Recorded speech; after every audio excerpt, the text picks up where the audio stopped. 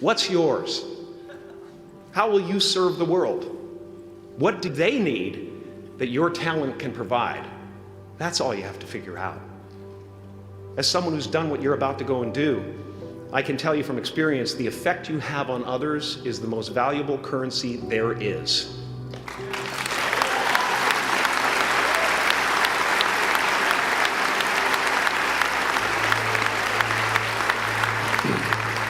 Because everything you gain in life will rot and fall apart, and all that will be left of you is what was in your heart. My choosing to free people from concern got me to the top of a mountain. Look where I am. Look what I get to do. Everywhere I go.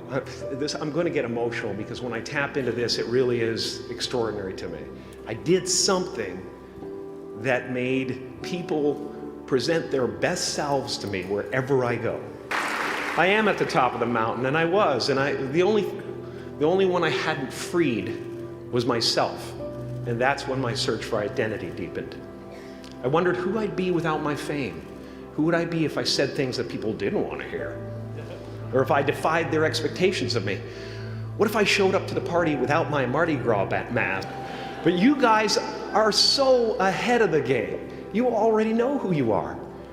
And that peace that we're after lies somewhere beyond personality, beyond the perception of others, beyond invention and disguise, even beyond effort itself. You can join the game, fight the wars, play with form all you want, but to find real peace, you have to let the armor go. Your need for acceptance can make you invisible in this world. Don't let anything stand in the way of the light that shines through this form.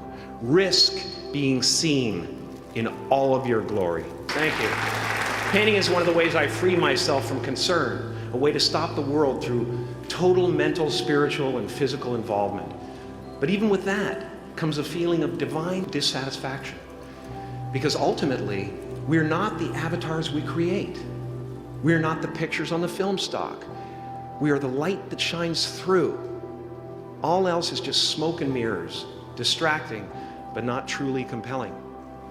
I've often said that I wished people could realize all their dreams and wealth and fame, and so that they could see that it's not where you're going to find your sense of completion.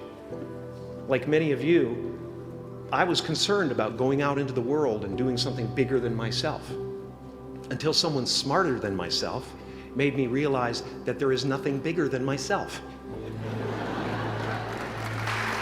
My soul is not contained within the limits of my body. My body is contained within the limitlessness of my soul. One unified field.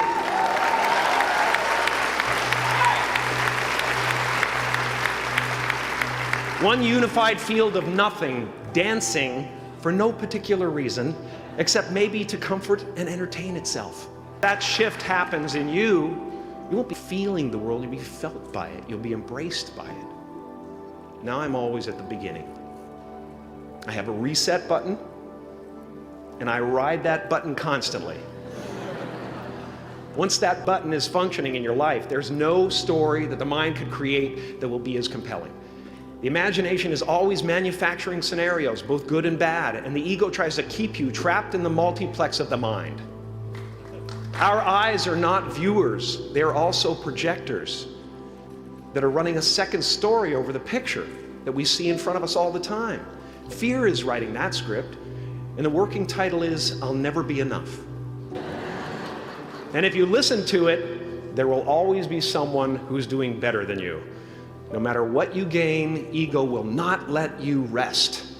It will tell you that you cannot stop until you've left an indelible mark on the earth, until you've achieved immortality. How tricky is this ego that it would tempt us with the promise of something we already possess?